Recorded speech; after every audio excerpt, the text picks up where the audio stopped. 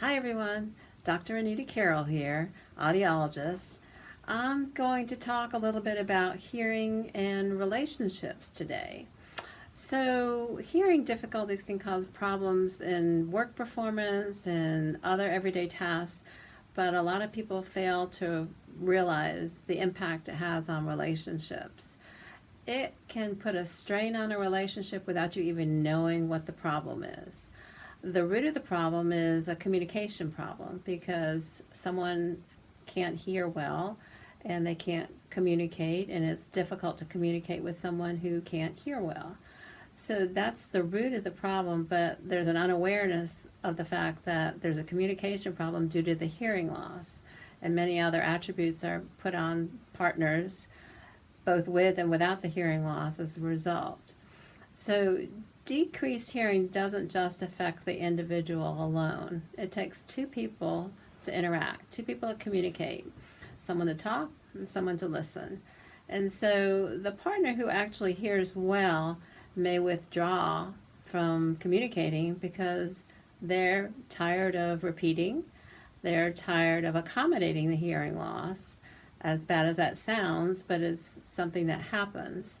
Repeating things multiple times can create a negative impression, a negative vibe from the person. The person that hears well stops to do the small talk. It's too much effort. Just a little aside may make a repetition necessary, and it wasn't even worth it to the person that was just making a little extra comment. So they start reserving their comments and they start holding back their small talk, and the small talk really isn't as trivial as it appears because that's what really connects you in the relationship. So it's not worth having to repeat it all, therefore you're not getting that interaction, you're not getting the connection. So they're going to think twice before they talk about any fluff stuff, and you're going to feel left out.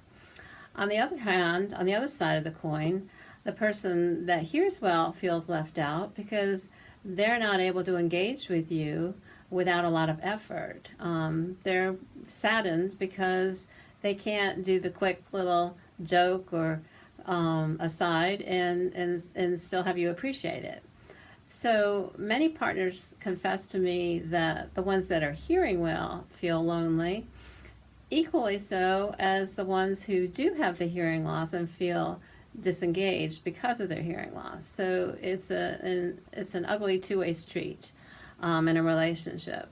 So communication really is the root of all relationships. So what we need to do is we need to rethink how we're interacting with people in terms of whether they're going to hear us or not. So we have to rethink some of our habits that develop. Some are good, some are bad in terms of communicating with each other. So for example, when you're talking to the person and they're watching TV and they keep saying what and they can't hear you, then the first thing to do would be to turn the TV down or off. But a lot of people just don't even think about that. So turn down the distractions that are around you to help the communication be less effortful.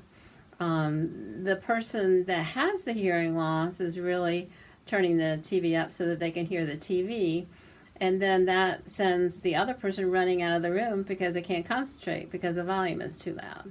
So there's a lot of conflicts going on because of the hearing loss that really don't seem as if they're about the hearing loss itself. And this is why I'm talking about it, is to bring it to your attention and kind of look around you and see if that might be what's happening with some things around you in your relationship and how you communicate with each other. So thank you for listening to part 1 of our information on hearing and relationships, and you can continue on to part 2, which has more information and some recommendations for you.